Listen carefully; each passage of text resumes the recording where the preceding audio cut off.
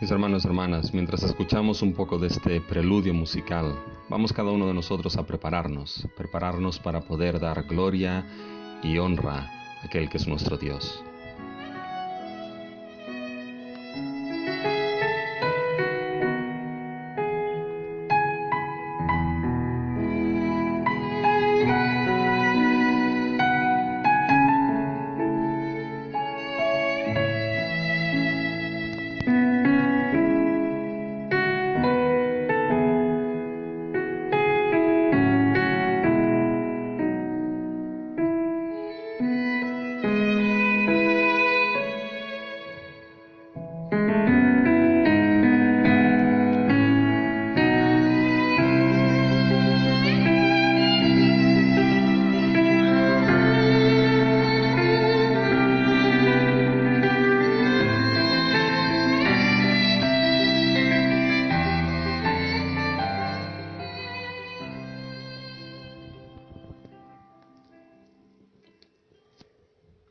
El Salmo 29 nos dice: tributad a Jehová, oh hijos de los poderosos, dad a Jehová la gloria y el poder, dad a Jehová la gloria debida a su nombre, adorad a Jehová en la hermosura de la santidad. Voz de Jehová sobre las aguas, truena el Dios de gloria. Jehová sobre las muchas aguas, voz de Jehová con potencia, voz de Jehová con gloria. Voz de Jehová que quebranta los cedros, quebrantó Jehová los cedros del Líbano, los hizo saltar como becerros, al Líbano y a Sirión como hijos de búfalos. Voz de Jehová que derrama llamas de fuego, voz de Jehová que hace temblar el desierto, hace temblar Jehová el desierto de Cades. Voz de Jehová que desgaja las encinas y desnuda los bosques. En su templo todo proclama su gloria. Jehová preside en el diluvio, y se sienta Jehová como rey para siempre. Jehová dará poder a su pueblo. Jehová bendecirá a su pueblo con paz.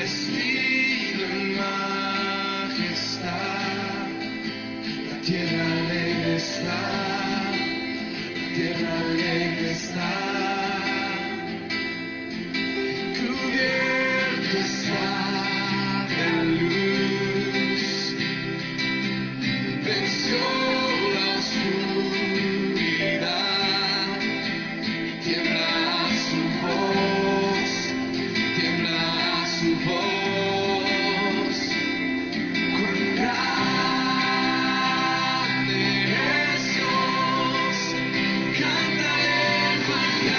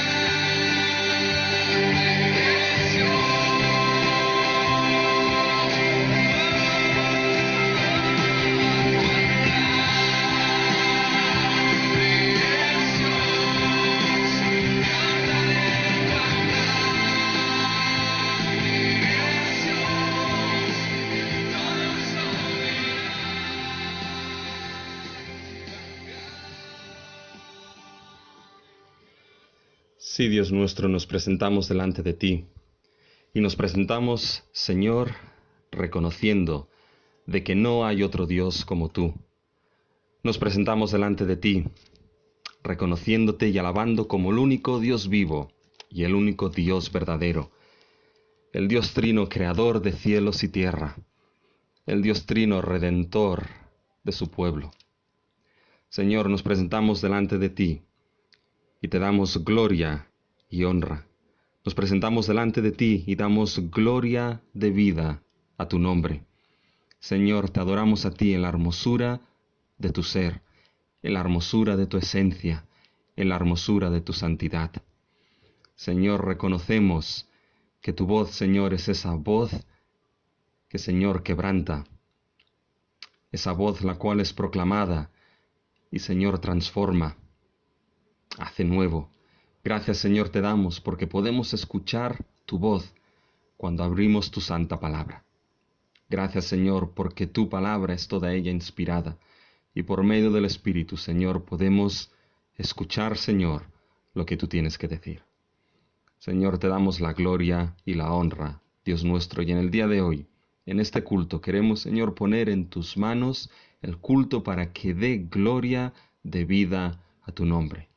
Para que sea, Señor, un culto que te exalte únicamente a ti y solamente a ti. Para que sea un culto, Señor, que tú perfecciones con tu verdad a los santos, Señor, que tú edifiques y santifiques a la esposa de Cristo. De tal manera, Señor, que estemos preparados para cuando el esposo llegue a recogernos. De tal manera que seamos presentados delante de ti con gran alegría, santificados y sin mancha. Señor, ten este tiempo en tus manos. Bendícelo y te damos la gloria y la honra en el nombre de nuestro Señor Jesucristo.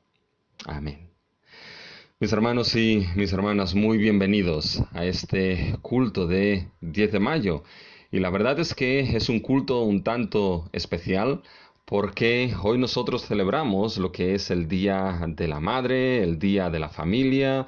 Y es un momento importante en nuestra congregación porque no solamente celebramos o recordamos lo que es la importancia de la familia, sino también que recordamos la importancia de lo que es nuestra familia espiritual, la Iglesia de Cristo. Así que siéntanse muy bienvenidos a lo que es este culto y como siempre nos damos la bienvenida a los miembros de Piedra de Ayuda y a aquellos que nos puedan visitar vía online. Nos decimos que Dios nos ama y nosotros hacemos lo posible. Déjenme que les dé solamente algunos anuncios. Hablando del Día de la Familia que celebramos hoy, se habrán dado cuenta de que si tienen el boletín en sus manos, el boletín es un tanto diferente, porque verán que hay una serie de fotos de algunos miembros de nuestra iglesia, aunque si se dan cuenta la última foto es la del retiro pasado que tuvimos y ahí prácticamente estamos todos. Evidentemente en las fotos no estamos todos, no tenemos fotos de todos, pero simplemente mis hermanos los que están en representación de la totalidad, como el remanente de las Escrituras que representaba a todo el pueblo de Dios. Pues esas pequeñas fotos, mis hermanos, son representación de toda la congregación de Piedra de Ayuda.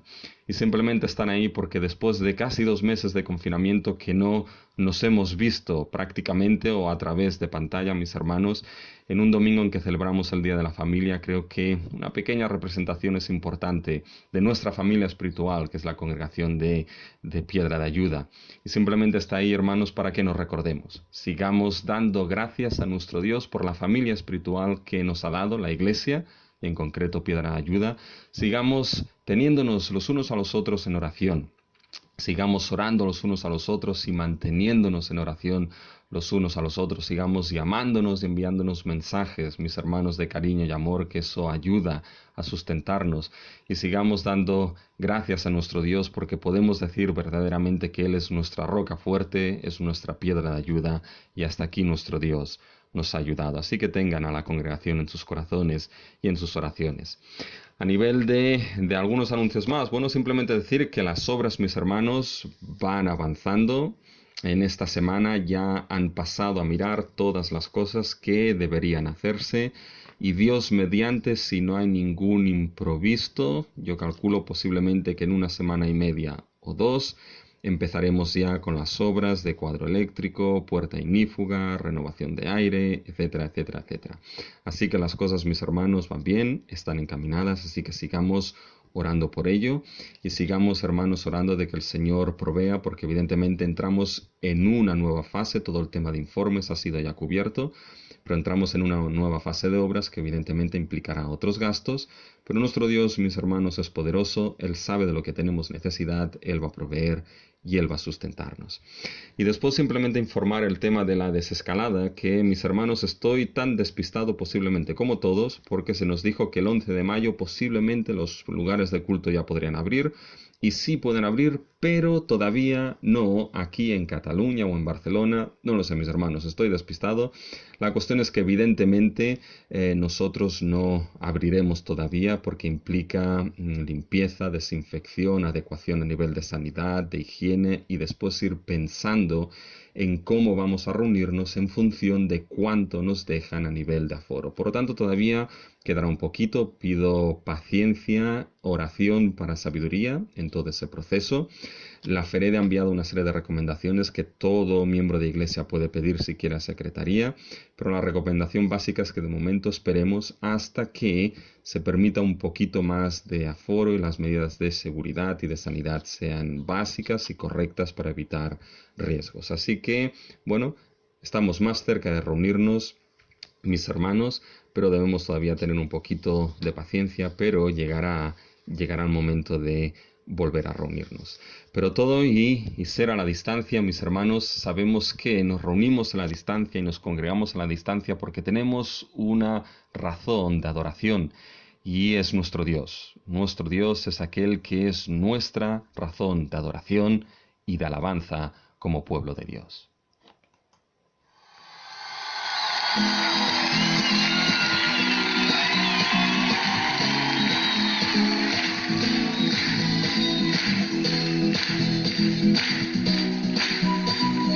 Dichoso el pueblo, Señor, que sabe alabarte. Y aquí hay un pueblo que sabe gozarse en ti, Señor. ¿Es cierto?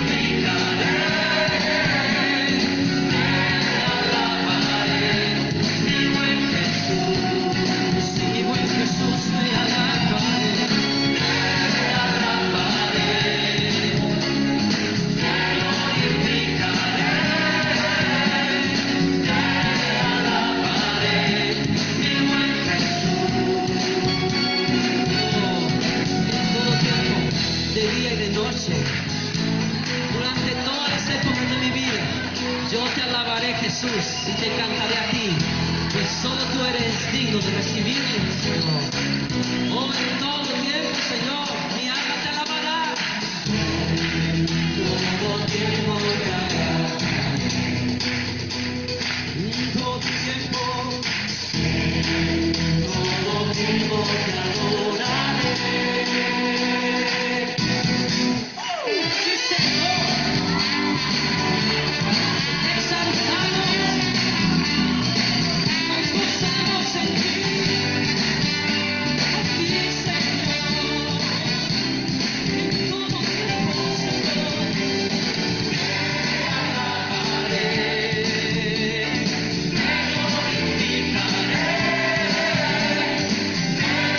glorificaré, mi buen Jesús, sí, mi buen Señor, te alabaré, te glorificaré.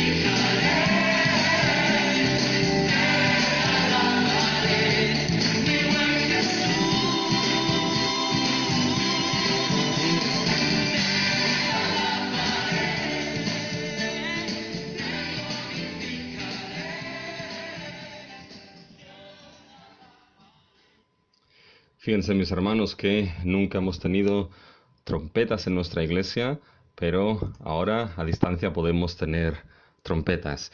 Y la verdad es que nuestro Dios es nuestro motivo principal y único, nuestra razón única de adoración. Él es el único Dios vivo y verdadero y por lo tanto el único Dios digno de recibir la gloria y la alabanza de su pueblo. Si tienen el boletín en sus manos, vamos a tener la lectura congregacional, que se encuentra en dos textos. Se encuentra en Génesis capítulo 2 y Deuteronomio capítulo 6, y ambos están relacionados con el tema de la familia. Así que vamos a leerlos de manera conjunta, empezando en Génesis capítulo 2, los versículos 22 y 23. Y de la costilla que Jehová Dios tomó del hombre, hizo una mujer, y la trajo al hombre. Dijo entonces Adán: esto es ahora hueso de mis huesos y carne de mi carne, y ésta será llamada varona, porque del varón fue tomada. Y en Deuteronomio 6, empezando en el versículo 4, oye Israel, Jehová nuestro Dios, Jehová uno es. Y amarás a Jehová tu Dios de todo tu corazón y de toda tu alma y con todas tus fuerzas. Y estas palabras que yo te mando hoy estarán en tu corazón, y las repetirás a tus hijos, y hablarás de ellas estando en tu casa, y andando por el camino, y al acostarte, y cuando te levantes. Fíjense, mis hermanos, que esto es lo que se conoce como el Shama. Oye Israel, Jehová nuestro Dios, Jehová uno es. Y el principal pensamiento del Shama es amar al Señor tu Dios de todo corazón, de toda tu alma y con todas tus fuerzas. Y esto precisamente es lo que el Shama, Deuteronomio 16, manda que debe enseñarse a los hijos, repetir a los hijos, enseñarse dentro del seno familiar. Nuestro Dios, Trino, uno es, y al Señor nuestro Dios debemos amar. Y es precisamente, mis hermanos, de lo que va el siguiente himno, que nos habla de que queremos a Jesús, nuestro Rey, amarle más y más a Él.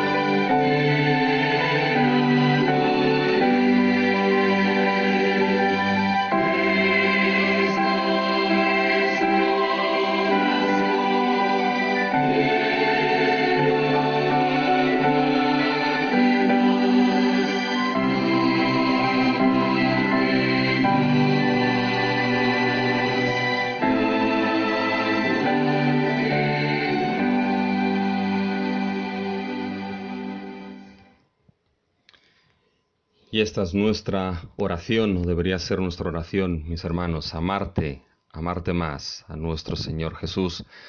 Nuestra lectura congregacional, fíjense que hemos ido desde la creación. El matrimonio, la familia, fue una ordenanza de la creación establecida por Dios. Fue Él quien creó varón y hembra y determinó que dejaría al hombre a su padre y a su madre y se uniría a su mujer y serían una sola carne. El Shema de Deuteronomio 6 nos informa que la entrada a esa fidelidad y obediencia a Dios en el pacto es precisamente el amor a Él, amarlo de todo corazón, de toda alma y con todas las fuerzas. Y esto debe ser enseñado y repetido en el seno familiar. Y es que la familia, mis hermanos, es la cuna, el centro de lo que es la sabiduría.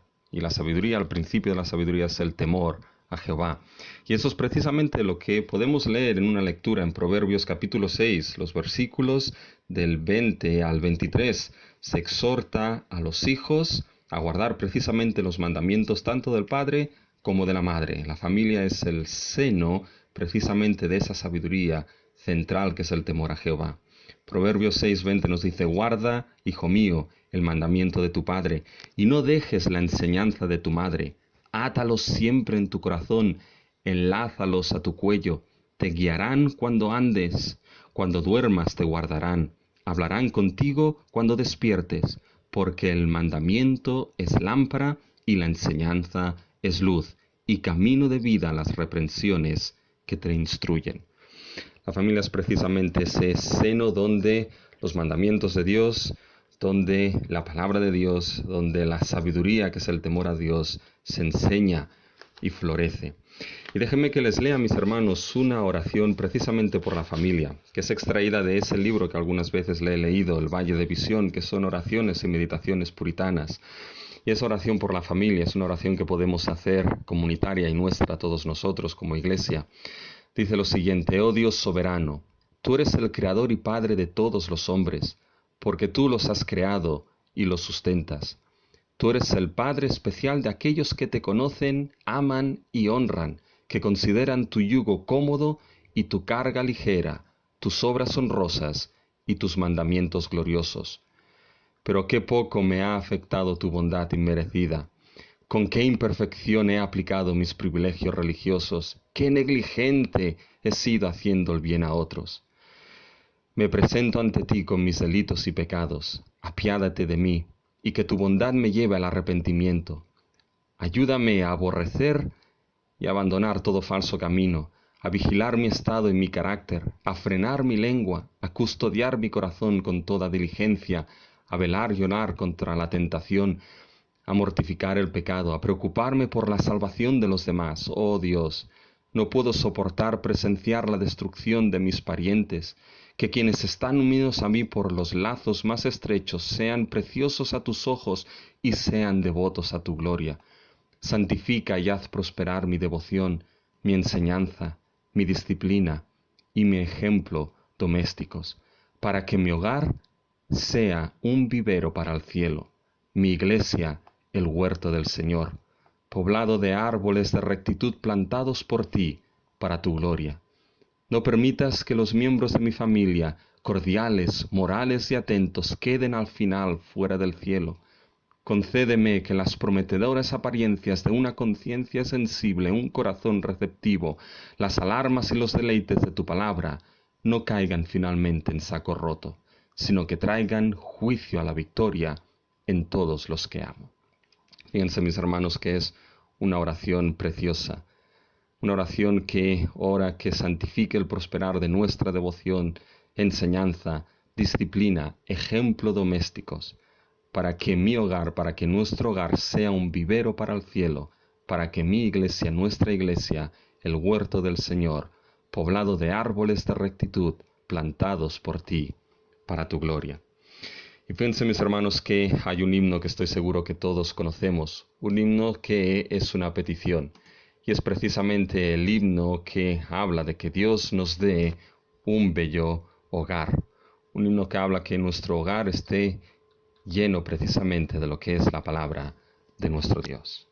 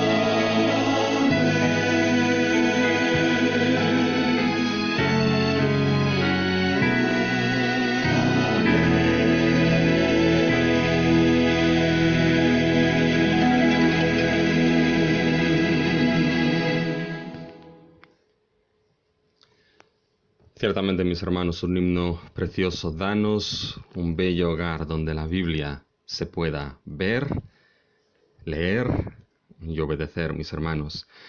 Y es que, como hemos dicho, Dios es aquel que estableció el matrimonio, estableció la familia, pero como creyentes, mis hermanos, tenemos una gran bendición, que también como creyentes, por la pura gracia de Dios, en la obra de nuestro Señor Jesucristo, nuestro Dios creó y nos ha dado una familia espiritual, que es la Iglesia. Fíjense en Efesios capítulo 2, los versículos del 14 hasta el 19. Porque Él es nuestra paz, que de ambos pueblos hizo uno, derribando la pared intermedia de separación, aboliendo en su carne las enemistades y la ley de los mandamientos expresados en ordenanzas, para crear en sí mismo de los dos un solo y nuevo hombre, haciendo la paz, y mediante la cruz reconciliar con Dios a ambos en un solo cuerpo, matando en ella las enemistades. Y vino y anunció las buenas nuevas de paz a vosotros que estabais lejos y a los que estaban cerca, porque por medio de él los unos y los otros tenemos entrada por un mismo espíritu al Padre.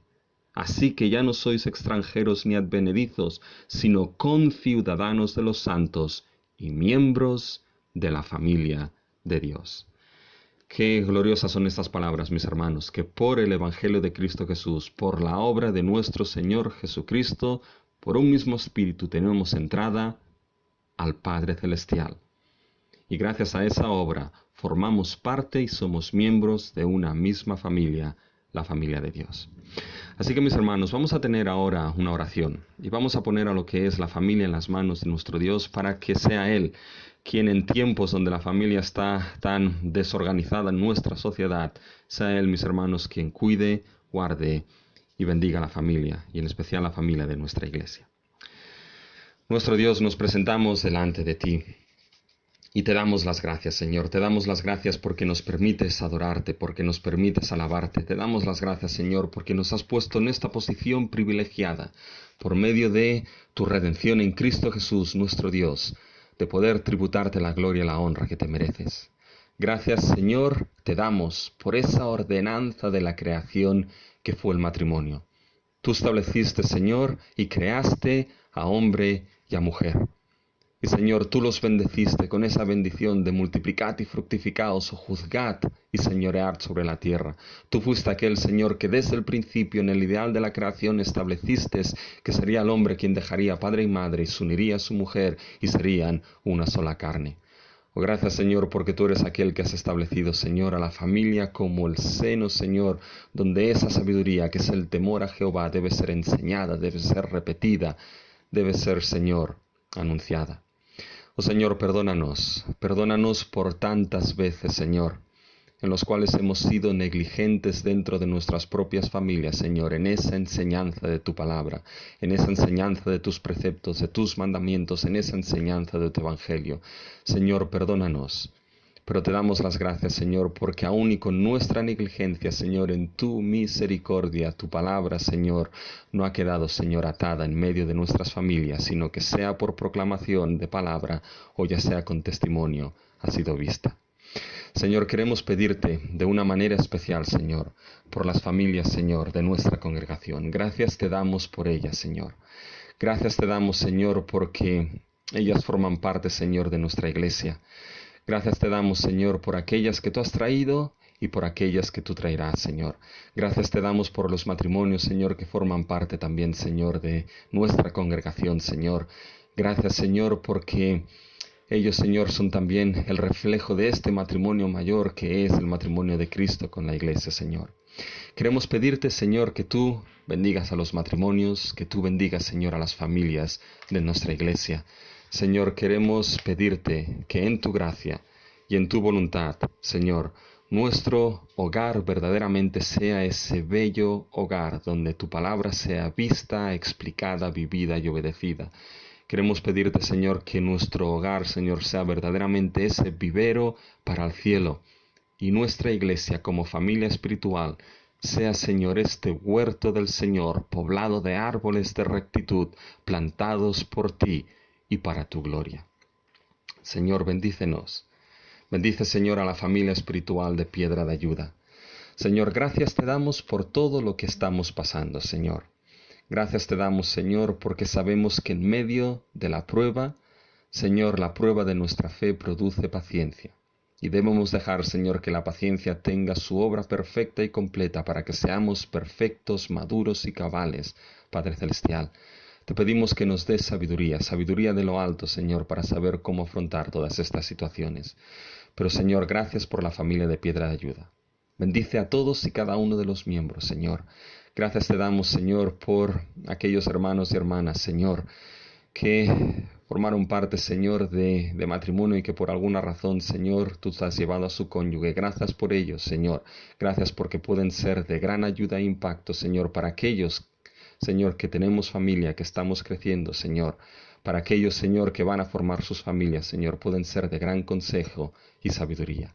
Señor, te pedimos que nos tengas en tus manos y te pedimos, Señor, también en este tiempo difícil, Señor, que tú sigas guiando la desescalada y sigas guiando a todas las iglesias, Padre Celestial, de tal manera, Señor, que des sabiduría a sus pastores para saber cómo afrontar estos tiempos. Señor, nuevamente te damos la gloria y la honra a ti, Señor, y te alabamos y oramos todo en nombre de nuestro Señor Jesucristo. Amén. Bien, mis hermanos, si tienen sus Biblias delante de ustedes, vamos a pasar a lo que es el mensaje de la palabra. Y ábranlas por Malaquías, Malaquías capítulo 2, y vamos a leer del versículo 10 hasta el final del capítulo, el versículo 17. Malaquías 2, versículo 10 hasta el 17. Y esto es lo que la Escritura dice. ¿No tenemos todos un mismo Padre? ¿No nos ha creado un mismo Dios? ¿Por qué pues nos comportamos deslealmente el uno con el otro, profanando el pacto de nuestros padres? Prevaricó Judá, y en Israel y en Jerusalén se ha cometido abominación, porque Judá ha profanado el santuario de Jehová que él amó, y se casó con hija de Dios extraño. Jehová cortará de las tiendas de Jacob al hombre que hiciere esto, al que vela y al que responde, y al que ofrece ofrenda a Jehová de los ejércitos. Y otra vez haréis cubrir el altar de Jehová de lágrimas, de llanto y de clamor. Así que no miraré más a la ofrenda, para aceptarla con gusto de vuestra mano. Me diréis, ¿por qué? Porque Jehová ha atestiguado entre ti la mujer de tu juventud, contra la cual has sido desleal, siendo ella tu compañera y la mujer de tu pacto. ¿No hizo él uno, habiendo en él abundancia de espíritu? ¿Y por qué uno? Porque buscaba una descendencia para Dios. Guardaos, pues, en vuestro espíritu, y no seáis desleales para con la mujer de vuestra juventud, porque Jehová Dios de Israel ha dicho que él aborrece el repudio, y al que cubre de iniquidad su vestido, dijo Jehová de los ejércitos. Guardaos, pues, en vuestro espíritu, y no seáis desleales. Habéis hecho cansar a Jehová con vuestras palabras, y decís, ¿en qué le hemos cansado? En que decís, cualquiera que hace mal agrada a Jehová, y en los tales se complace. O si no, ¿dónde está el Dios que justifica? Nuestro Dios y nuestro Padre Celestial, nos presentamos en estos momentos delante de ti, y queremos pedirte, Señor, que tú nutras, que tú edifiques, que tú santifiques ahora, Señor, a tu iglesia, a tu familia espiritual, Señor, con tu palabra. Señor, que te lo pedimos y oramos en el nombre de nuestro Señor Jesucristo. Amén. Mis hermanos, hay un escritor que se llama Edward Gibbon, que escribió un libro titulado El declive y la caída del Imperio Romano. Y en él aducía que la caída del Imperio Romano se debió no primeramente a ataques de enemigos externos, sino primeramente a ataques de enemigos externos. Es decir, fue la propia desunión y fractura interna del imperio lo que llevó al declive y a la caída de este imperio. Y el autor establece varias causas. Y la primera causa, mis hermanos, que establece de la caída del Imperio Romano fue el rápido incremento de los divorcios en la sociedad romana y la rápida rotura del matrimonio en la comunidad. Cuando los enemigos externos atacaron al Imperio Romano, el imperio cayó rápidamente porque internamente estaba desestructurado, debilitado y fracturado. Y todo empezó porque el matrimonio se había desestructurado, debilitado y fracturado. La estructura básica de toda sociedad es el matrimonio, y eso estaba roto. La sociedad romana jugó, pervirtió y rompió el matrimonio ordenado por Dios, y cuando uno juega y cambia lo que ha sido ordenado por Dios, puede tener la certeza certera, válgame la redundancia, de que las cosas no irán bien. Nuestra sociedad debería aprender del declive y la caída del Imperio Romano. Y lo importante es entender que el matrimonio no es algo instituido por el ser humano, sino que fue, como se suele llamar en teología, una ordenanza de la creación establecida por Dios. Dios ordenó el matrimonio y Dios ordenó únicamente un solo tipo de matrimonio concreto. Y la sociedad debería entender esto. Pero mis hermanos, primero y mucho más importante, los creyentes, la Iglesia de Cristo debería entender esto. Como en el Imperio Romano, un declive del matrimonio producirá un declive de la Iglesia. Y por la gracia de Dios no producirá la caída de la Iglesia, porque las puertas del Hades no prevalecerán contra la Iglesia de Cristo. La razón de esto, mis hermanos, es porque el matrimonio está directamente ligado a la identidad de quién somos como pueblo de Dios. Fíjense, la tercera carga del profeta Malaquías que tocamos hoy, en Malaquías capítulo 2, los versículos del 10 al 14, se centrará directamente en la perversión del matrimonio que se había producido en Israel después de la vuelta del exilio. Malaquías seguirá en parte con el tema de la adoración. Su acusación seguirá sobre los sacerdotes, pero esta vez se abrirá a todo el pueblo. El foco y su carga estará en denunciar la perversión y rotura del matrimonio dentro del pueblo de Dios. Ahora bien, es importante que entendamos cómo Malaquías denuncia esto. Malaquías capítulo 2, los versículos del 10 al 17, es un texto usado para hablar mucho del matrimonio, y es correcto porque ese texto nos habla precisamente del matrimonio. Pero Malaquías no presenta el matrimonio en el pueblo de Dios como una isla desierta en medio del océano y desconectada de todo. Fíjense que incluso la isla más pequeña en medio del océano está conectada a todo el ecosistema marino. Y un ligero cambio en esa isla desierta afectará sí o sí a todo el ecosistema al que pertenece. De la misma manera, el matrimonio está contextualizado dentro del pueblo de Dios. El matrimonio en el pueblo de Dios, el matrimonio en la iglesia, el matrimonio entre creyentes, mis hermanos, no es una isla desierta. Está en relación y tendrá impacto directo sobre quién somos como la Iglesia de Cristo. Y esto es lo que debemos tener en mente cuando nos acercamos a nuestro texto de Malaquías. Así que tengan sus Biblias abiertas en Malaquías capítulo 2, los versículos del 10 al 17.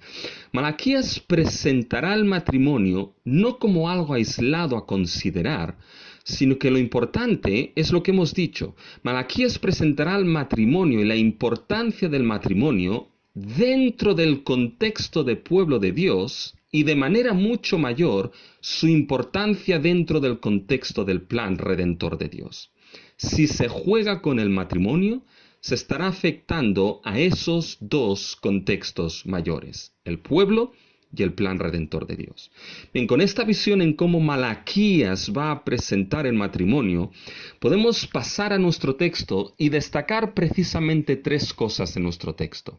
Primero es que la relación de pacto del pueblo de Dios es el contexto para el matrimonio ordenado por Dios. Segundo, el propósito en el plan redentor del matrimonio ordenado por Dios. Y tercero, la exhortación a guardar la fidelidad en el matrimonio ordenado por Dios. Vamos a considerar esos tres puntos, mis hermanos. Vamos a considerar el primer punto, la relación de pacto del pueblo de Dios, contexto del matrimonio ordenado por Dios. Y lo primero que hay que destacar aquí es entender que existe una solidaridad de pacto en el pueblo de Dios para la importancia del matrimonio ordenado por Dios. Fíjense, quizá alguno pensará que el pastor siempre habla y habla de pactos, y es posible que sí, hermanos.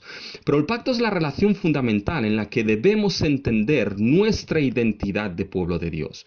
Porque si se fijan, la denuncia del matrimonio está clara en el versículo 14 en nuestro texto. Mas diréis, ¿por qué? Porque Jehová ha testiguado entre ti y la mujer de tu juventud, contra la cual has sido desleal, siendo ella tu compañera y la mujer de tu pacto. Esta denuncia empieza primeramente aquí en el versículo 14, pero fíjense que Malaquías empieza primeramente estableciendo la relación de pacto que existe en el pueblo de Dios. Específicamente, la denuncia empieza mostrando a Israel que la relación de pacto que sustenta como pueblo de Dios implica una solidaridad entre los miembros del pacto. Y cuando hablo de solidaridad, mis hermanos, me refiero a que existe una lealtad, fidelidad entre aquellos que forman parte del pueblo del pacto. Existe una relación de solidaridad los unos con los otros. A esas alturas y después de haberle hablado tanto sobre pactos, ya sabrán que la esencia del pacto se define por las palabras amor y fidelidad. Por tanto, cuando se habla de solidaridad de pacto, se está hablando que existe una unión, un vínculo, una solidaridad de amor fiel y leal entre los miembros del pacto. Fíjense cómo es aquí donde empieza Dios su acusación. Empieza por mostrar esa solidaridad que el pueblo tiene al ser pueblo del pacto.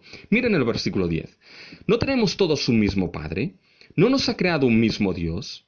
¿Por qué pues nos portamos deslealmente el uno con el otro, profanando el pacto de nuestros padres? Miren cómo no empieza hablando del matrimonio primeramente, sino de la solidaridad de pacto que existe entre ellos. ¿No tenemos un mismo Padre? ¿No nos ha creado un mismo Dios? Posiblemente esto está puesto en boca de los sacerdotes. Pero paremos aquí, mis hermanos. Paremos aquí porque debe escucharse bien lo que Dios está diciendo. Fíjense cómo Dios está definiendo un origen común. Es decir, hay algo que une al pueblo de Dios. Y eso que une al pueblo de Dios es la realidad de tener un mismo Padre y un mismo Dios que nos creó. Fíjense el énfasis en uno mismo. Existe un único y común origen de este pueblo. Las naranjas que crecen en un naranjo, crecen todas ellas del mismo naranjo. Tienen el origen común de pertenecer al mismo naranjo. Existe una unión entre ellas por formar parte del mismo árbol. Pues bien, esto es lo que aparece aquí. Ahora bien, esas preguntas que son puestas en boca posiblemente de los sacerdotes, fíjense que son preguntas retóricas y que todas ellas tienen una única respuesta, y la respuesta es sí. El pueblo tenía un único Padre y el pueblo tenía un único Dios que los creó. Ahora la pregunta aquí es, si vamos por partes, ¿quién era ese uno y mismo Padre? Y fíjense que aquí hay varias interpretaciones, porque algunos determinan que establecen que aquí se está hablando de Dios como único Padre, y lo cierto es que esto encaja con el contexto de Malaquías. Si se acuerdan, ya vimos que Dios se presenta en Malaquías capítulo 1 versículo 6 como Padre. Si pues soy yo Padre, ¿dónde está mi honra? Cuando Dios redimió a su pueblo de Egipto, redimió a Israel como su hijo primogénito, si recuerdan.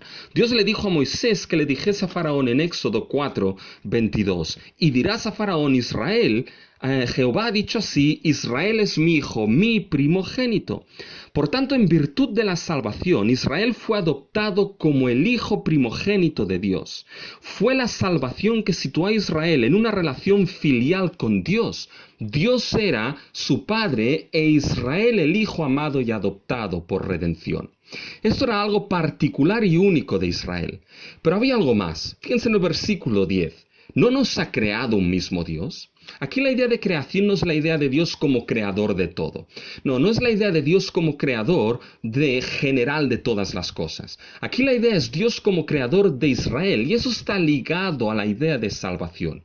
Cuando Israel fue redimido de Egipto, llevado al Sinaí para servir a su Dios, Dios los creó como el pueblo del pacto, su reino de sacerdotes y gente santa.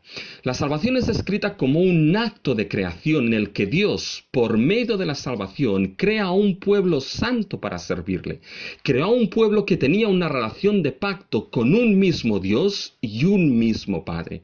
Era precisamente creación y redención lo que llevó a una relación única de pacto, donde había un solo y único Dios sobre ellos, un Padre, una misma fe, una misma relación entre ellos. Ahora bien, esta es una interpretación, pero la idea de un mismo Padre ha sido entendida por algunos, como por ejemplo Calvino, no como una referencia a Dios, sino como una referencia a Abraham.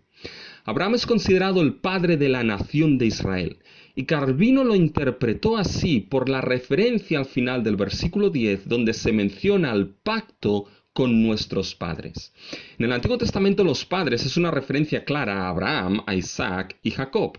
Y el pacto con nuestros padres implica precisamente el pacto de la promesa de simiente, la promesa de una gran nación, esa promesa que Dios dio a Abraham y le dijo en Génesis 12:2, haré de ti una gran nación. Y esta promesa fue creída por fe por Abraham. Una fe que le fue contada por justicia en Génesis 15:16 y fue cerrada en pacto en Génesis 15:17.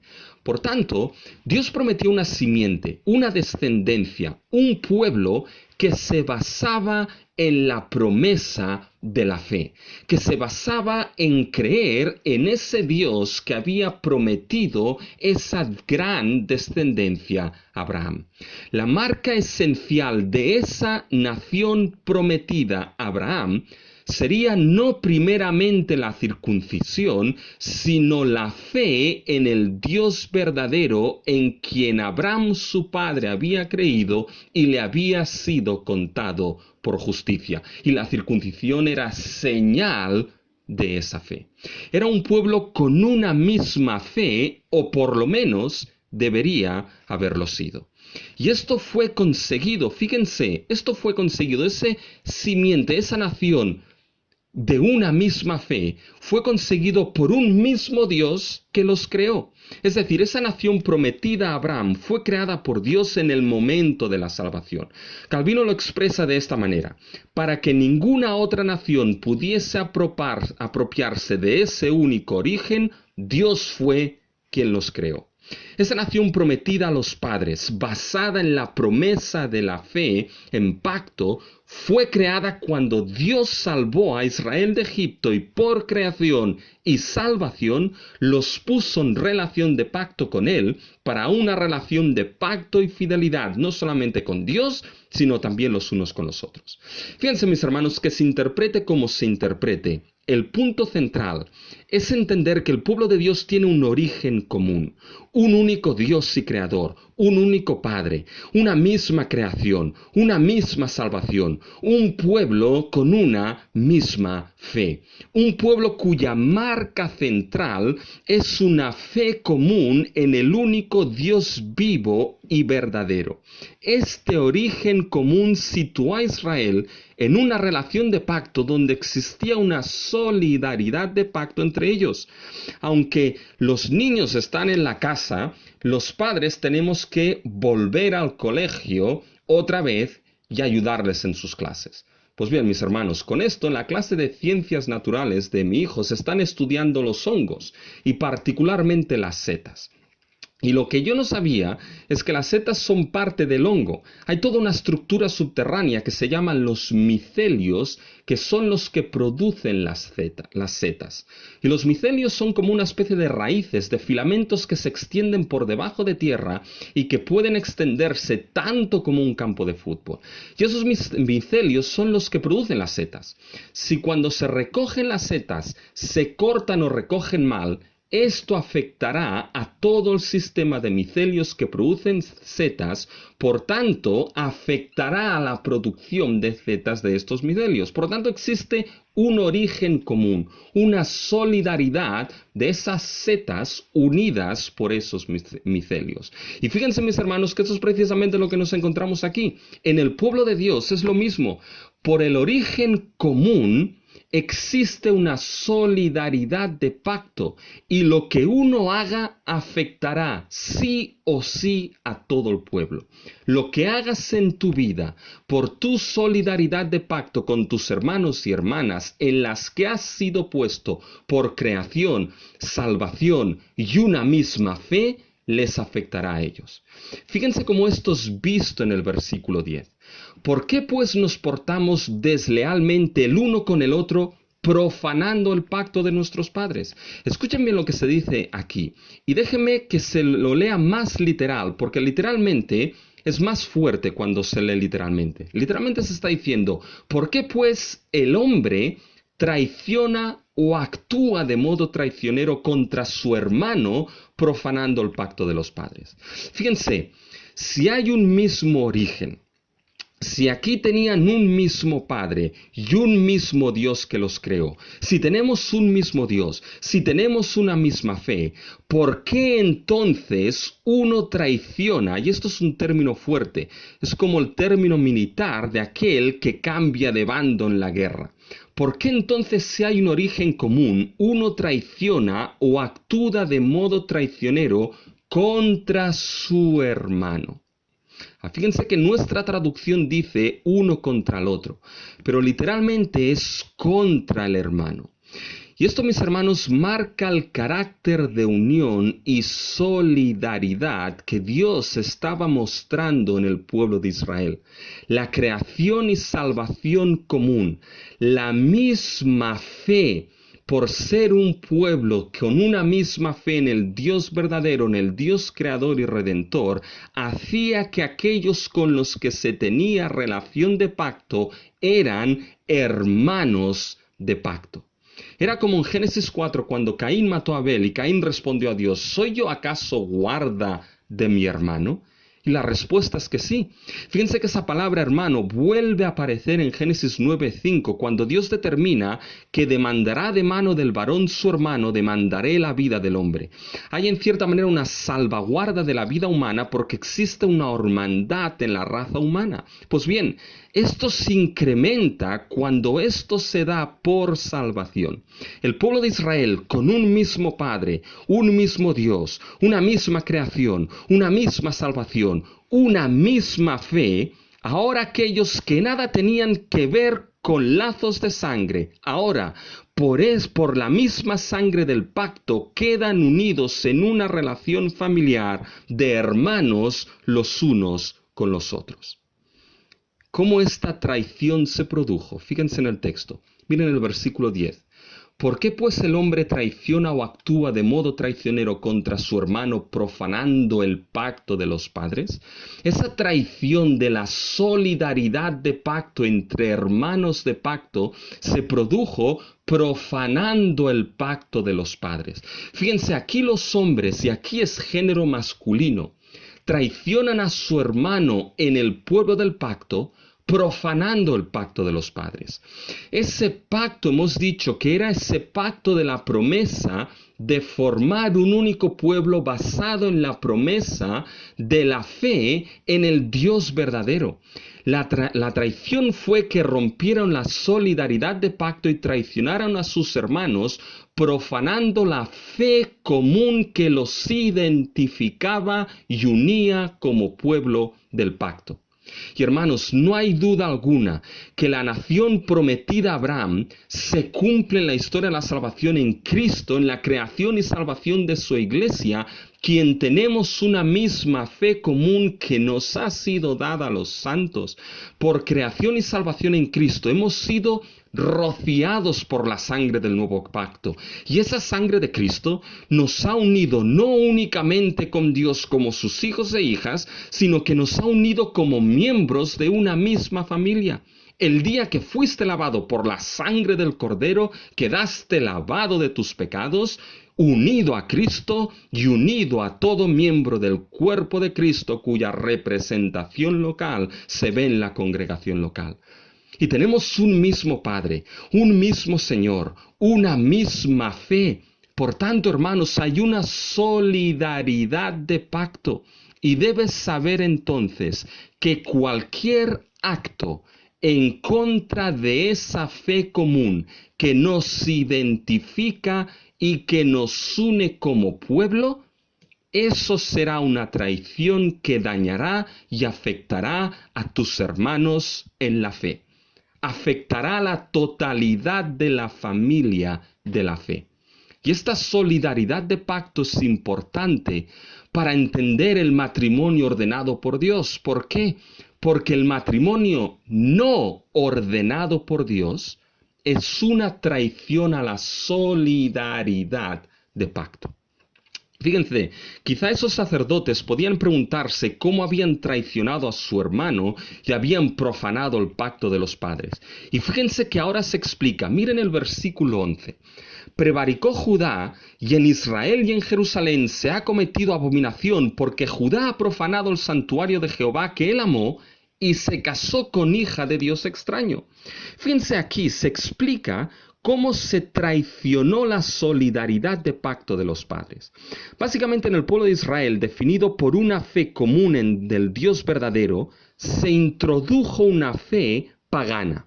Y esto es visto en la expresión del versículo 11, hija de Dios extraño. Ese versículo explica cómo se traicionó y cómo se profanó el pacto de los padres. Es decir, ese pueblo con una fe común. Fíjense, hay unos términos que nuestra traducción los pierde, pero que son importantes. Esos términos son en el versículo 10, deslealmente, o mejor, traicionar. Y el otro término es el verbo profanar. Fíjense, estos dos términos se repiten en el versículo 11. Miren sus Biblias. Prevaricó Judá. Aquí se está utilizando el verbo traicionar, el mismo que el versículo 10. Por tanto, la manera en cómo uno traicionó a su hermano en el pueblo de Israel es visto en la traición que Judá cometió en Israel y Jerusalén. Ahora miren el otro término, profanar. En el versículo 10 se profanó el pacto de los padres. Miren ahora en el versículo 11 cómo se repite ese término. Porque Judá ha profanado, mismo término, el santuario de Jehová que él amó y se casó con hija de Dios extraño. Así es como el pacto de los padres fue profanado. Judá profanó el santuario de Jehová. Posiblemente aquí es paralelo al pacto con los padres, esa mención. Judá profanó el santuario de Jehová que él amaba, y aquí no está claro quién era el que amaba, si Dios amaba su santuario o Judá amaba el santuario de Jehová. Es probable que se refiera a Jehová. A Judá. Hubo un tiempo en que Judá amó el santuario de Jehová, es decir, amó el pacto de los padres de un pueblo con una misma fe. Pero eso fue profanado. Y Judá traicionó a sus hermanos del pacto. ¿Cómo? Se casó con hija de Dios extraño. Aquí está la traición. Judá se casó con mujer fuera del pueblo del pacto. Y esto, por tanto, era una infidelidad al pacto de los padres y una traición que afectaría y dañaría a todos sus hermanos del pacto. El pueblo del pacto tenía y era el pueblo de una misma fe común. El pueblo del pacto, de la promesa de la fe, fue profanado por casarse con mujer fuera del pueblo del pacto. Ahora bien, esto debemos entenderlo bien dentro del contexto del antiguo pacto. Y eso es importante. Debemos saber que el pueblo de Dios bajo el antiguo pacto era mucho más racial. Es decir, fue una raza concreta la que fue amada y escogida por Dios, el pueblo de Israel. Por tanto, el pueblo de Dios bajo el antiguo pacto tenía un gran componente racial. Por eso Dios prohíbe a Israel que se case con gente fuera de ese pueblo del pacto. Ahora bien, hay gente que ha utilizado esto para abogar que un creyente no puede casarse con alguien de otra raza o etnia. Y esto no es así. Decir algo así es no entender en el momento de la historia de la salvación que vivimos, y eso ya lo explicaremos.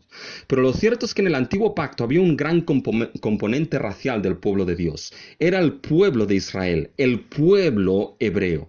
Y Dios casi no permite que se casen con gente fuera de esta nación. Y digo casi Dios no permite porque en Deuteronomio 21, los versículos del 10 al 13, se presenta la posibilidad de que si alguien se enamoraba de una mujer que había sido cautiva y quería casarse con ella, había todo un ritual que debía realizarse para poder casarse. Por tanto, fíjense que ya en el antiguo pacto se dejan ver sombras de que al final el asunto no será primeramente racial. Cuando Dios prohíbe casarse con aquellos fuera del pacto, no era primeramente un asunto racial, sino un asunto de fe.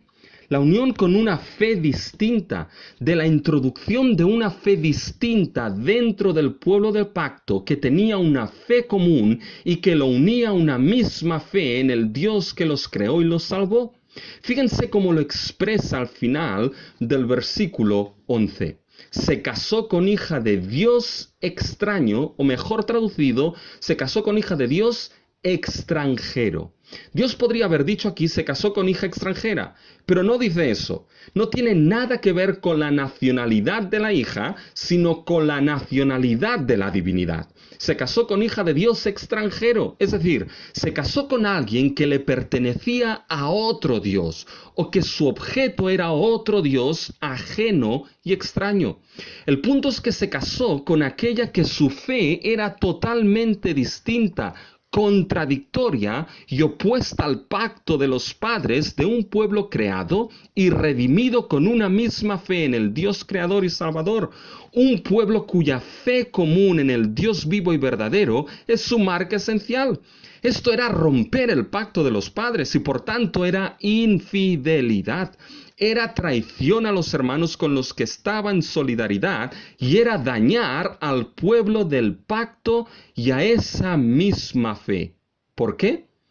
Porque, mis hermanos, a través de un matrimonio no ordenado por Dios, se abría la puerta a la idolatría y a otro tipo de fe. Y esto dañó al pueblo de Dios. Todos sabemos cómo la idolatría dañó la relación de pacto de Israel con Dios. Piensen en Salomón, que de mujeres tenía unas cuantas. Fíjense que el principal problema era que se casó con hijas de todos los dioses extranjeros. Todo el panteón egipcio y mesopotámico entró en el pueblo del pacto. Y eso dañó la fe común del pueblo de Israel. Eso dañó la identidad misma del pueblo de Dios. Eso dañó a los hermanos porque les llevó a una adoración sincretista que les hizo adorar dioses que no eran su único Dios vivo y verdadero, su único Dios creador y salvador, el único Dios vivo y verdadero que hay. La idolatría entró. Otra adoración entró en el pueblo, otra fe entró en el pueblo, otra cosmovisión totalmente distinta a Israel entró y eso estaba destruyendo la identidad del pueblo del pacto, su fe y su adoración. Fíjense cómo los conceptos de pacto y adoración se ven en lo que Dios dirá en el versículo 12. Fíjense lo que Dios hace en el versículo 12. Jehová cortará de las tiendas de Jacob al hombre que hiciere esto. Paren aquí. Dios cortará de las tiendas de Jacob, es decir, lo sacará de esa relación de pacto, de ese pueblo de pacto. Sigan leyendo. Al que vela y al que responde, al que ofrece ofrenda a Jehová de los ejércitos. Miren cómo los temas de adoración están presentes también. Probablemente porque las palabras son dirigidas primeramente a los sacerdotes, pero por algo más. ¿Cómo podía ofrecerse adoración a Jehová cuando se había introducido otro Dios extranjero? La adoración sincretista es hacer esa adoración ecuménica que tiene a Dios al mismo nivel que los ídolos y se adora a Dios en conjunto con los ídolos, es una aberración y profanación de la verdadera adoración. Fíjense en el versículo 13. Y esta otra vez haréis cubrir el altar de Jehová de lágrimas, de llanto y de clamor, así que no miraré más a la ofrenda para aceptarla con gusto de vuestra mano. Los que cubren de lágrimas, llanto y clamor el altar de Jehová podían ser en un primer momento los sacerdotes, que habían roto ese pacto del matrimonio, y ahora escuchan que su adoración no es aceptada por Dios. Fíjense, mis hermanos, cómo todo esto estaba dañando al pueblo. ¿Cómo podía ofrecerse adoración a Jehová cuando se había introducido otro Dios extraño? La adoración sincretista no es posible porque nuestro Dios es el único, vivo y verdadero y merece únicamente para Él toda la gloria y honra, y esto no se comparte con nadie. Pues bien, mis hermanos, ese pueblo, con esa fe común en el Dios verdadero, su Creador y su Salvador, se vio dañado por el matrimonio que no había sido ordenado por Dios. El matrimonio no ordenado por Dios fue una traición a la solidaridad de pacto entre hermanos de pacto, a esa verdadera fe común. Y como veremos ahora, hermanos, el matrimonio representa la relación de Dios con su pueblo. ¿Y qué relación podía representar ese matrimonio mixto? ¿Qué relación con Dios puede representar el matrimonio mixto entre creyentes y no creyentes hoy en día? Fíjense que este primer punto de Malaquías abre la visión del matrimonio y sitúa al matrimonio ordenado por Dios dentro del contexto del pueblo del pacto con una misma fe en Dios, y muestra cómo el matrimonio no ordenado por Dios en algunos de esos sacerdotes y gente del pueblo dañó la esencia y la fe misma del pueblo del pacto. El matrimonio de hombre y mujer fuera de esa fe, el matrimonio de un creyente con un no creyente, es una profanación del pueblo del pacto que por gracia nos ha sido dada una misma fe. Es una traición con aquellos que por gracia compartes una misma fe en Cristo. Y estas palabras, lo sé, pueden parecer duras, pero debemos reflexionar en ellas. En Cristo hemos sido creados como un pueblo del pacto con una fe común en el Dios Trino, con una fe común en Jesucristo como el Hijo de Dios encarnado, crucificado, resucitado, ascendido y que volverá. Esta fe únicamente es compartida por aquellos salvos por gracia. Y debes saber que un matrimonio fuera de este pueblo, de esta fe, dañará no únicamente tu persona, sino al pueblo del pacto en el que por gracia has sido puesto y por gracia estás en pacto con tus hermanos y hermanas. Dañará a la iglesia. Y debemos empezar a entender, hermanos, que nuestro matrimonio como creyentes no está aislado del pueblo al que hemos sido llevados por gracia en Cristo. Cuando habla de un matrimonio fuera, o cuando hablo de un matrimonio fuera del pueblo de Dios, no me refiero a raza. El nuevo pacto, mis hermanos, ha abierto la fe en el Dios vivo y verdadero a toda tribu, lengua, raza y nación. Es un matrimonio fuera de esta fe común, de esta fe bíblica, de esta cosmovisión cristiana que surge de la Escritura. Es un matrimonio entre creyente y no creyente. Esto abrirá la puerta a una cosmovisión distinta a la cosmovisión cristiana basada en la Biblia, en el Dios Trino y en Jesucristo como el único Señor y Salvador. La cosmovisión del no creyente nada tiene que ver con la del creyente. Una palabra para los jóvenes aquí. Seguro que habéis visto ejemplos de creyentes que se han casado con no creyentes y las cosas han salido bien. Y de hecho, los hay. Pero ¿sabéis qué? Da igual lo que hayáis visto, que funciona o no. Hay una familia que se llama la familia Gualenda, que es una familia de funambulistas, de esos que andan sobre una cuerda metros y metros de altura. Bien, mucha gente los ha visto, hasta yo los he visto, y no por ello yo hago lo mismo. Funciona a ratos, porque algunos de ellos ya no están entre nosotros. Pero les funciona o no les funciona esa familia, mis hermanos, la mayoría no van andando por cuerdas, la mayoría tienen los pies en el suelo, mis hermanos. Como dijo un predicador, tú sigues las reglas de Dios y Dios hace las excepciones. Debes saber que si decides unirte en pacto con un no creyente, la visión y la fe que dejarás entrar nada tendrá que ver con la tuya como creyente. Esto te afectará a ti, a tu futura familia de hijos e hijas y a tu familia espiritual, que es la iglesia. Espera y cásate con quien quieras, pero cásate en el Señor. El matrimonio cristiano tiene el contexto mayor del pueblo al que formamos parte, y el modelo de matrimonio no ordenado por Dios dañará a la iglesia porque tú estás conectado de manera inseparable por la sangre de Cristo al pueblo de Dios, y de esto no puedes separarte.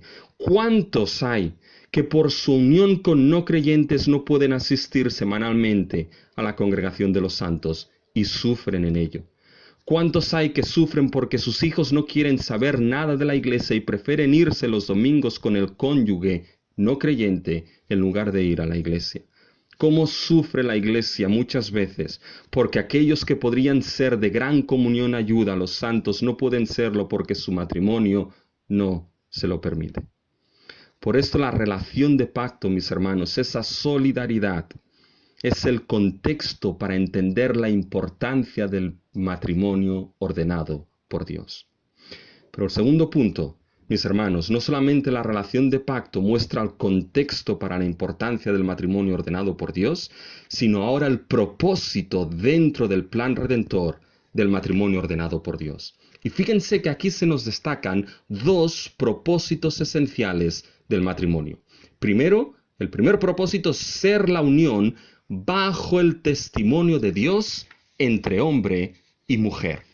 Y eso será esencial, porque esa unión bajo el testimonio de Dios representará y reflejará una unión mucho mayor, que será la unión entre Dios y su pueblo, entre Cristo y su esposa, la Iglesia.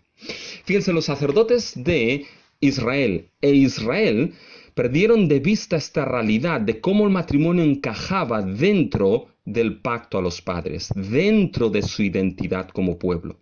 Cuando Dios les dice que por ese hecho cortará a todo hombre de las tiendas de Jacob, y ellos cubrirán el altar de Jehová de lágrimas, de llanto y de clamor, y Dios no mirará ni aceptará con gusto las ofrendas de su mano, entonces ellos se preguntan, miren mis hermanos en el versículo 14, ¿ya? Es Dios hablando, pero en los labios de Dios está puesta la pregunta de esos hombres. Entonces cuando vean esto, dicen, me diréis, ¿por qué? Esos se preguntaban por qué Dios actuaría así, por qué Dios rechazaría su adoración, por qué Dios cortaría de las tiendas de Jacob, ¿por qué? Oye, ¿qué problema hay en eso? Ahora sí, eso lo decían con lágrimas de cocodrilo sobre el altar de Dios, y Dios responde, ¿dónde está el problema? Dios responde, ¿dónde está el problema? Mostrándoles el propósito del matrimonio que Él ha ordenado dentro del plan redentor. Y el primer propósito será que el matrimonio es la unión bajo el testimonio de Dios, de un hombre y una mujer, para mostrar la unión entre Dios y su pueblo. Fíjense en el versículo 14. Me diréis, ¿por qué? Porque Jehová ha atestiguado entre ti la mujer de tu juventud, contra la cual has sido desleal. Aquí el verbo desleal es nuevamente el verbo traicionar, tal y como aparece en el versículo 10, cuando uno traicionó a su hermano en la relación de pacto. Como en el versículo 11, cuando Judá traicionó casándose con hija de Dios extraño. Esto demuestra que la infidelidad en el matrimonio es causa aquí de todo lo dicho.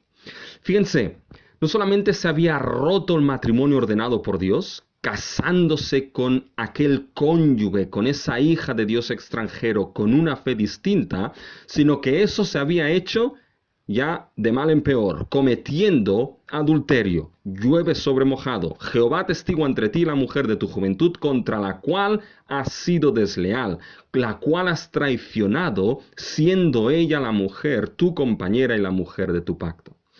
Fíjense, mis hermanos, que hay un autor puritano, Moore, que comenta sobre este versículo, lo comenta de manera profunda y preciosa. Fíjense lo que dice de este versículo. La mujer a quien has traicionado fue la compañera de aquellos primeros años y de aquellos días brillantes de tu vida, cuando en el florecer de su belleza dejó la casa de su padre y fue compañera en tus primeras luchas. Se gozó de tus éxitos, quien caminó hombro con hombro a tu lado en el peregrinaje de tu vida, animándote en las pruebas con un ministerio manso. Y ahora, cuando el florecer de su belleza ha pasado y los amigos de su juventud se han ido, cuando su padre y madre a quien ella dejó por ti están en la tumba, ahora tú cruelmente la echas fuera como un gusano sin valor e insultas sus afectos santos poniendo a una idólatra en su lugar. Qué preciosa definición de lo que sucede en el versículo 14, mis hermanos, y qué triste definición de lo que hicieron en Israel y de lo que tristemente sucede hoy en día en muchos matrimonios cristianos. El adulterio es una lacra en la iglesia muchas veces, y honestamente no puede cerrarse los ojos a ellos. Pero es mucho más triste el adulterio cuando se produce porque la belleza de la juventud ya no está, cuando el florecer de esa belleza ha desaparecido, y es triste, como dice el autor, que en su lugar se pone a una idólatra, es decir, a alguien que no tiene la misma fe. Es triste cambiar a Dios por Baal en el matrimonio, pero esto es lo que hicieron mis hermanos en Israel. La cuestión es que esto nunca fue el propósito de Dios en el matrimonio. Y fíjense, hay dos cosas que debemos tomar atención aquí. Primero, El matrimonio es la unión de pacto entre hombre y mujer bajo el testimonio de Dios. Fíjense, porque Jehová atestigua entre ti la mujer de tu juventud. El lenguaje utilizado aquí es lenguaje de ceremonia de pacto en la cultura del Antiguo y Medio Oriente. La razón de ello es porque esto es precisamente lo que es precisamente el matrimonio. Es un pacto, y así lo declara Dios al final del versículo 14. Ella, tu compañera, y la mujer de tu pacto. El matrimonio nunca fue establecido por Dios con la intención o el propósito de ser un contrato entre dos partes en las que deben sacarse beneficios y rendimientos. La diferencia entre pacto y contrato es fundamental. En la cultura del Antiguo y Medio Oriente existían diferencias notables entre los contratos y los pactos. Las diferencias se daban tanto en la ocasión que llevaba a hacer un contrato o un pacto, diferencias en los objetivos, diferencias en la orientación, diferencias incluso en la forma y estructura. Y fíjense, llama la atención que Dios escogiese la forma y estructura de un pacto y no de un contrato para definir y forjar lo que el matrimonio es y debe ser, y cuál es su propósito. Fíjense, los contratos entre dos partes tienen como objetivo, lo tenían entonces y hoy también, la búsqueda de beneficios. Cuando alguien firma un contrato, se compromete a varias obligaciones, pero también a la ganancia de beneficios. El objetivo del pacto no es este. Los pactos en la cultura de aquel tiempo tenían como objetivo no buscar beneficios, sino buscar el establecimiento de una relación. El objetivo era relacional. El objetivo del pacto es relacional, establecer relación. Otra diferencia fundamental entre pacto y contrato era la obligación. En el contrato la obligación venía determinada por la actuación o por el rendimiento. La obligación en la relación que establecía el pacto no venía determinada por el rendimiento, sino por el amor fiel. Es decir, un pacto era una relación fundamentada no en el rendimiento, sino en el amor y la fidelidad. Y esto es precisamente lo que aquellos hombres habían roto cuando traicionaron a la mujer de su juventud, a su compañera y a la mujer de su pacto. Rompieron una relación fundamentada y basada en el amor y la fidelidad y transformaron el pacto del matrimonio en el contrato de matrimonio. Y déjenme expresarlo con las palabras del autor puritano y que nadie se ofenda porque tomo sus palabras. Cuando la mujer de pacto de su juventud ya no le daba rendimientos, la desecharon siendo infieles a ella con aquella que nada tenía que ver con su Dios o su fe. Si se confunde el matrimonio con un contrato en lugar de un pacto, existe la receta perfecta para el fracaso. Si entraste o entras en el matrimonio pensando que es un contrato en el que tu esposa o esposo tiene que rendir a ciertas exigencias presupuestas por ti, vale más que reconsideres bien porque entras en el pacto santo del matrimonio. Porque el propósito de Dios para el matrimonio ordenado por Él no fue establecer un contrato entre hombre y mujer, sino un pacto entre hombre y mujer, donde el amor fiel, sacrificial, que todo lo soporta, que todo lo espera, es la esencia del mismo pacto. Fíjense, mis hermanos, que muchas veces, ¿saben? Se escuchan quejas a veces, no hace esto, no me considera así, no llega a esto, y no me malentiendan. No es que no deban cumplirse responsabilidades en el matrimonio, así que varones, si su esposa le dice que friegan los platos, adelante. Pero en ocasiones suena más como un contrato que como un pacto. Me casé con este contrato en mano, y con un contrato que ahora, sorpresa, no se cumple todo lo que yo tenía en ese contrato secreto de mi mente. No, Dios no ordenó el matrimonio en forma de contrato, sino de pacto, de una relación de amor fiel entre hombre y mujer.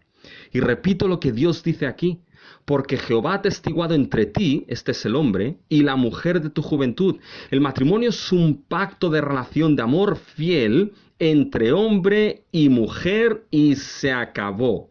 No es un pacto entre hombre y hombre, mujer y mujer, hombre y mujer y mujer, mujer y mujer y hombre, mujer y mujer y hombre, y añadan aquí lo que quieran y más. No, Dios ordenó el matrimonio para ser un pacto de amor fiel y leal entre hombre y mujer.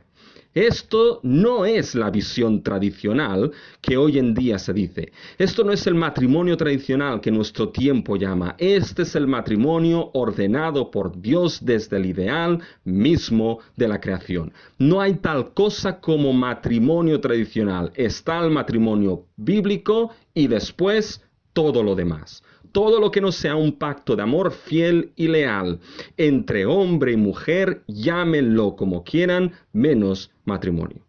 Considerar el matrimonio como pacto es importante, porque había una diferencia más entre pacto y contrato, y era la forma y la estructura. La forma y estructura de los pactos en la cultura del Medio Oriente variaba de si eran de un siglo a otro. Y algo de la forma y estructura de los pactos es que solían tener un alzamiento, lectura pública del pacto, un llamado de testigos que atestiguaban la relación de ese pacto que se había adquirido. Si se fijan en la celebración de matrimonios, hoy tenemos los testigos que firman y atestiguan de esa relación. Ahora bien, en aquel tiempo los testigos que se llamaban para ser testigos y guardas de esa relación de pacto debían ser alguien superior. Por eso solía haber una sección donde los dioses eran los testigos que atestiguaban esa relación de pacto. Y las bendiciones o maldiciones de esos dioses eran invocadas en caso de fidelidad o infidelidad al pacto. Si piensan en el libro de Deuteronomio, su estructura sigue la estructura de un pacto típico de su tiempo. Y al final se encuentran las bendiciones o maldiciones en función de la fidelidad o infidelidad al pacto. Pues bien, en el matrimonio, el testigo superior que es llamado para atestiguar a ese pacto que se está formando es Dios mismo, porque Jehová atestigua entre ti y la mujer de tu juventud contra la que has sido traicionero. El testigo no superior, sino el más alto posible es Dios mismo en la relación de matrimonio. Dios está como testigo de esa relación de amor fiel entre hombre y mujer. Como testigo no únicamente para bendecir, sino como testigo primeramente de la fidelidad o infidelidad en ese pacto de matrimonio. El día que diste el sí quiero o el día que lo des, será primeramente delante de Dios y los ojos del Dios Altísimo estarán sobre ti mirando el compromiso que tomas de amor fiel a tu cónyuge en ese pacto. Y hay gran peso en eso. Pero ¿saben por qué Dios es el testigo aquí? Por algo fundamental. Porque la relación de pacto del matrimonio en Israel era reflejo de la relación de pacto entre Dios y su pueblo. El matrimonio dentro del pueblo de Dios de esa misma fe era reflejo de un pacto mayor entre Dios y su pueblo. Cuando un matrimonio tenía lugar entre hombre y una mujer dentro del pueblo de Dios, Dios presidía y requería un pacto mutuo de ambos, siendo este la expresión de un pacto mayor, el pacto de Dios con su pueblo. Fíjense, mis hermanos, cómo Proverbios 2:17 describe lo que es la infidelidad con el pacto de Dios, la cual abandona al compañero de su juventud y se olvida del pacto de su Dios. El matrimonio en el pueblo de Dios, en Israel, era reflejo de la relación del pacto de Dios y ellos. Por eso la imagen esencial para expresar la relación de Dios con Israel es la imagen de matrimonio. Dios es el esposo e Israel la esposa. Por creación y salvación, Dios e Israel quedaron unidos por la misma sangre del pacto en una única relación de amor eterno y fiel. Ahora Dios es el esposo que se deleita en su esposa amada. Por ello la idolatría era vista como adulterio. El matrimonio que Dios ordenó en Israel dentro de un pueblo con la misma fe en el Dios verdadero era el reflejo del matrimonio de Dios con Israel, de la relación de pacto con Israel, del amor de Dios hacia Israel. Y ahora esa relación se veía rota por la infidelidad de ellos hacia sus propios matrimonios. ¿Se dan cuenta? La infidelidad en esos matrimonios, la infidelidad al matrimonio ordenado por Dios no era más que el reflejo de una infidelidad mayor, la infidelidad a su Dios. Y esos matrimonios no reflejaban la relación fiel y de amor que Dios había iniciado con ellos. ¿Se dan cuenta? Al final vamos a parar al mismo sitio, mis hermanos. Entender que el matrimonio en el pueblo de Dios está conectado y funciona dentro de quién somos como el pueblo de Dios. Este matrimonio de Dios con su pueblo es cumplido de manera gloriosa en Cristo y su iglesia. Aquellos que nada teníamos que ver con Dios por nuestro pecado, aquellos que nos rebelamos contra Él y le ofendimos, fuimos redimidos, perdonados y unidos por la preciosa sangre de Jesucristo en una relación de familia con Dios. Ahora Cristo es el esposo y la iglesia es su esposa amada eternamente por Él. Cada uno de aquellos que hemos sido lavados por la sangre de Cristo, hemos sido amados y llevados a lo que Él más ama, su esposa por la cual dio su vida y volverá por ella. Y el matrimonio cristiano en el Evangelio de Cristo es el reflejo y la expresión de esta gloriosa relación. Cuando el apóstol Pablo habla a los Efesios, en Efesios 5, habla de la relación del esposo y esposa y acaba diciendo en el versículo 32, grande es este misterio, mas yo digo esto respecto de Cristo y de la iglesia. Creo que cada uno debe preguntarse cuánto mi matrimonio refleja esta gloriosa relación de Cristo y la iglesia. Para los jóvenes, ¿cómo debo pensar en construir mi futuro matrimonio? Quizás para nuestras hermanas mayores, ¿cómo puedo ayudar a las jóvenes a que sus matrimonios sean reflejo de Cristo y su iglesia? Fíjense, hermanos, cómo el matrimonio ordenado por Dios dentro de su pueblo, dentro de su iglesia, está ligado y conectado a quién somos como la iglesia de Cristo. Por tanto, cualquier desorden en el matrimonio ordenado por Dios afectará a todo el matrimonio de Cristo y la iglesia, porque hay un propósito mayor. Y es el segundo propósito, la restauración del ideal de la ordenanza del matrimonio en la creación. Fíjense, aquellos sacerdotes de Israel podían preguntarse, ¿por qué esto es así? Pero fíjense el versículo 15. ¿No hice el uno, habiendo en él abundancia de espíritu? ¿Y por qué uno? Porque buscaba una descendencia para Dios. Paremos aquí. Dios está respondiendo a una posible objeción. ¿Qué pasa el haber dejado la mujer de mi pacto?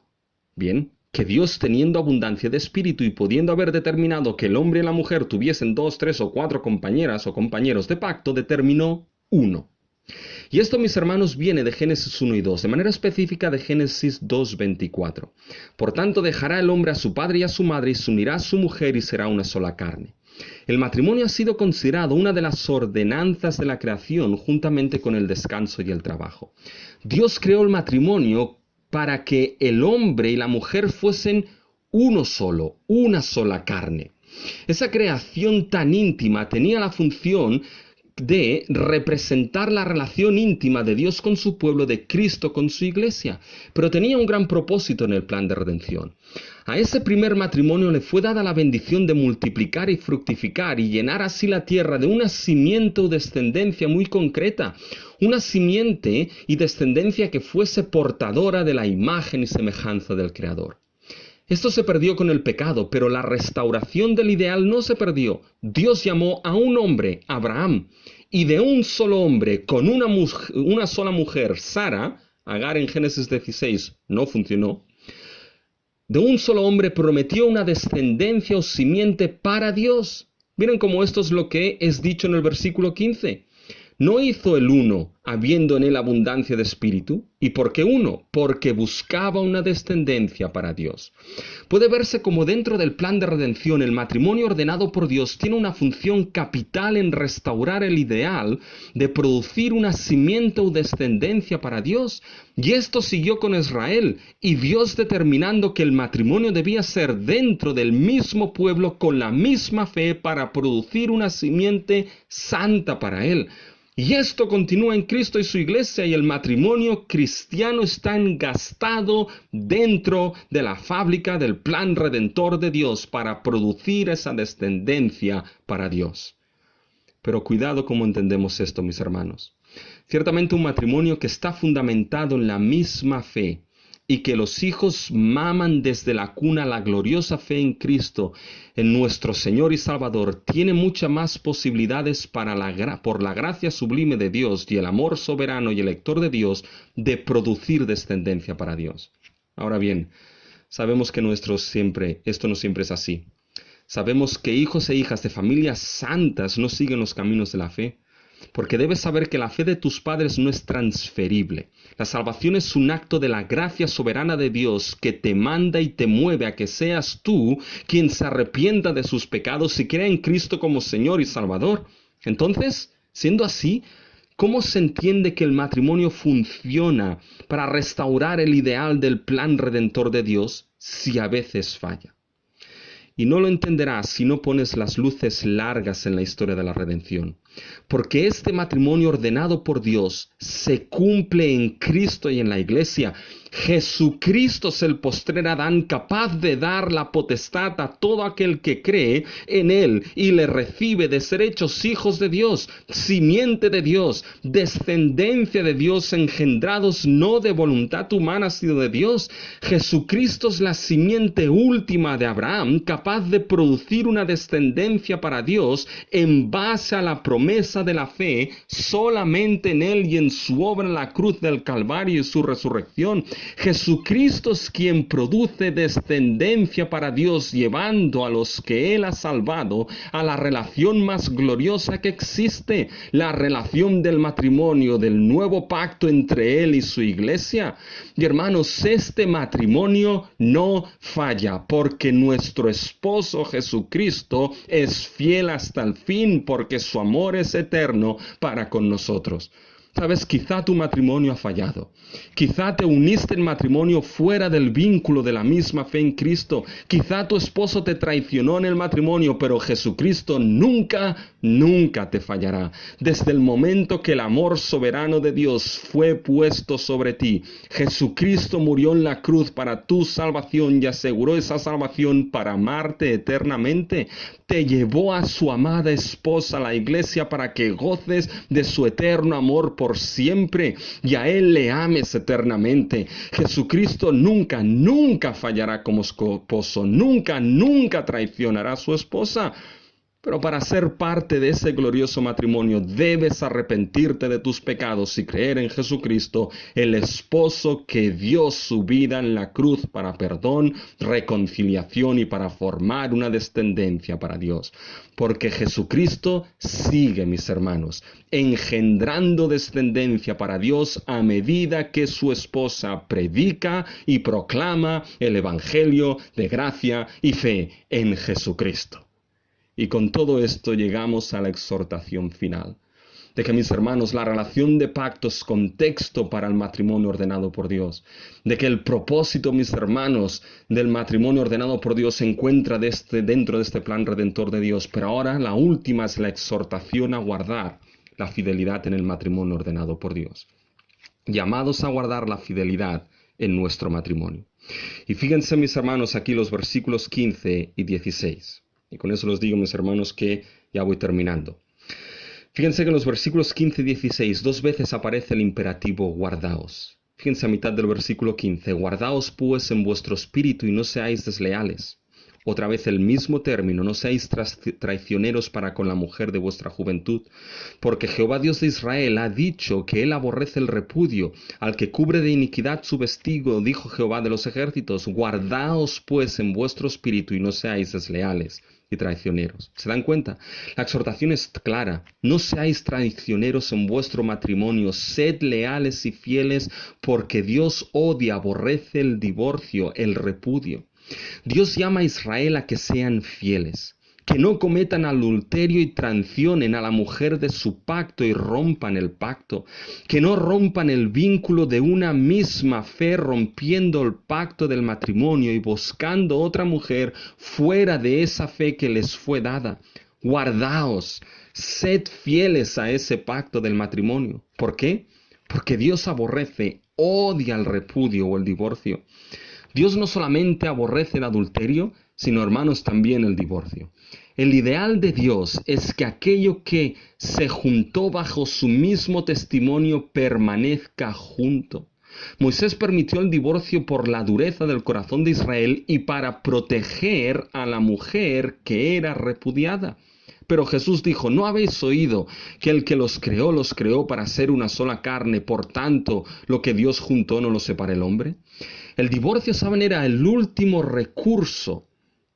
El ideal era permanecer juntos y luchar por permanecer juntos. Y hermanos, nuestra sociedad hoy en día ha hecho del divorcio el primer recurso y opción en el matrimonio.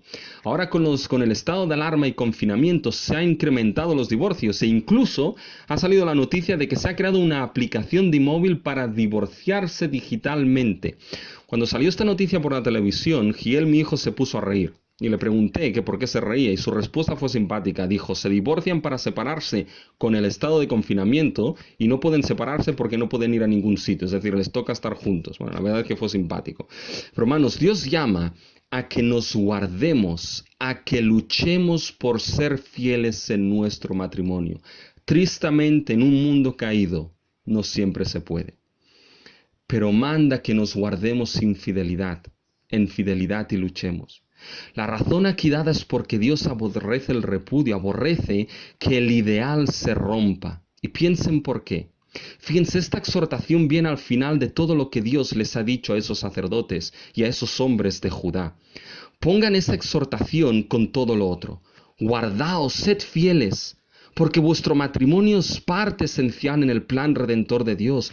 Guardaos y sed fieles, porque vuestro matrimonio es reflejo de la relación de pacto entre vuestro Dios y vosotros, entre Cristo y la Iglesia. Guardaos y sed fieles, porque vuestro matrimonio tiene implicaciones directas dentro del pueblo del pacto al que pertenecéis y al que Cristo os llevó por su gracia. Por tanto, mis hermanos, con ese texto, fíjense que hay una serie de aplicaciones finales. Es importante que seamos conscientes, que seas consciente de tu pertenencia al pueblo de Dios y cómo tu matrimonio impacta en la iglesia. Ser conscientes de que el matrimonio ordenado por Dios y no el mundo es lo que debe regir nuestra comprensión del matrimonio. No son los modelos del matrimonio de esa sociedad, sino el matrimonio de Cristo con su iglesia, lo que es el modelo para tu matrimonio. Y debes trabajar para que tu matrimonio sea el reflejo de la relación fiel entre Cristo y la iglesia. ¿Qué ven? Y la pregunta es aquí, ¿qué ven los demás en tu matrimonio? ¿Qué ven de tu trato con tu esposo y de tu trato con tu esposa? Saben, no vivimos en la perfección, pero el Evangelio ha restaurado lo que el pecado desordenó, incluso en el matrimonio. Por tanto, si ha podido haber errores en tu vida, si ha podido haber errores en tu matrimonio, debes saber, hermano y hermana, que el Evangelio perdona. El Evangelio restaura. Cristo perdona. Así que construye tu matrimonio sobre el Evangelio. Y mis hermanos, debemos claramente guardarnos en fidelidad el uno para el otro, guardarnos en fidelidad con mi esposa y con mi esposo, guardarnos, mis hermanos, en fidelidad, porque básicamente nuestra fidelidad en el matrimonio será, mis hermanos, el reflejo de esa fidelidad mayor a nuestro Dios. ¿Saben? Posiblemente la importancia es primeramente tener claro el ser fiel a Dios para poder ser fieles en nuestros matrimonios. Nuestro Dios y nuestro Padre Celestial, te pedimos, Señor, que tú nos bendigas. Te pedimos, nuestro Dios y nuestro Padre, que estés con nosotros. Y oh Señor, bendigas a tu iglesia, bendigas a los matrimonios y bendigas en especial al matrimonio, Señor, de Cristo con su iglesia. En el nombre de Cristo Jesús, oramos todas estas cosas. Amén. De toda gracia que nos llamó a su gloria eterna, os perfeccione y afirme, fortalezca y establezca.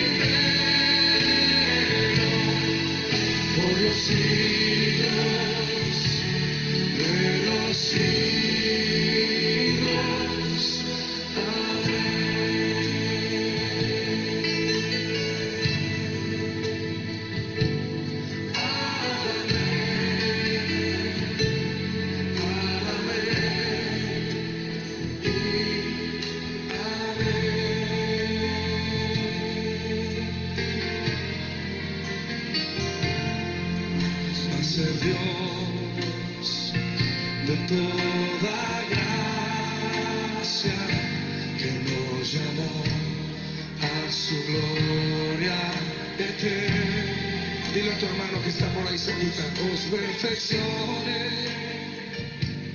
y así me fortalece. Sí, nuestro Dios y Padre Celestial, tú que eres el Dios de toda gracia.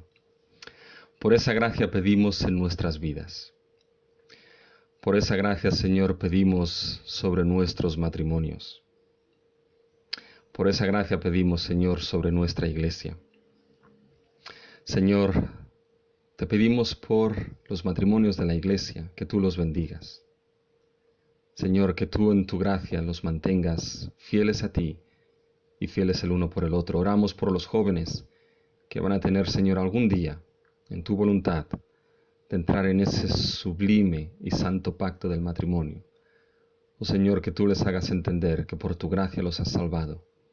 Señor, y esa misma fe es una misma fe que debe ser compartida por aquel o aquella con quien se unan, Señor. Oh Señor, ayúdanos a entender la importancia de nuestro matrimonio dentro del matrimonio de Cristo en la Iglesia. Señor, gracias te damos porque tu palabra, Señor, nos forma tu consejo en todo. Y ahora, Señor, lo que queremos pedirte es que la gracia sea con todos los que aman a nuestro Señor Jesucristo con amor inalterable, que te lo pedimos en el nombre de Cristo Jesús. Amén. Bien, mis hermanos y hermanas, creo que esta semana no ha habido cumpleaños, pero van a ir llegando, así que no tenemos el cumpleaños feliz, pero sí simplemente decirles, mis hermanos, de todo corazón, de que les echamos de menos y que esperamos que pronto podamos vernos y podamos estar juntos. Y no se olviden, mis hermanos, de que nuestro Dios es aquel que lo tiene todo bajo control y en su providencia las cosas se van a ir dando. El Señor les bendiga, mis hermanos, en esta semana, y la bendición de nuestro Dios Trino, Padre, Hijo y Espíritu Santo esté con todos y cada uno de ustedes. Amén.